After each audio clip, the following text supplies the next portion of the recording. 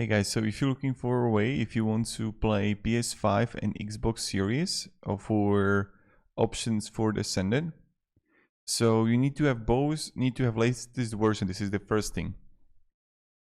Then you're just gonna go to settings, and you're gonna find there in option settings the crossplay option, and then just gonna invite someone through the invite friends option. So primarily that's it. But there was a question that someone wrote here. We love the playing together aspect, but often find it ruined by their hostile tribes.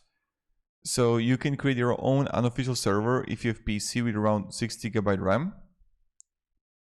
So this is something that you can try to do to create your own dedicated server.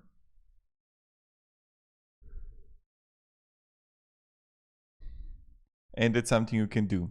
Crossplay requires dedicated server, which require either PC or rental or cloud server. For online pay, look for modded community servers. Officials are trash fire. So this is something that you can try to do. I just want to make this like quick and effective video. I hope it was beneficial, and have a great day and goodbye.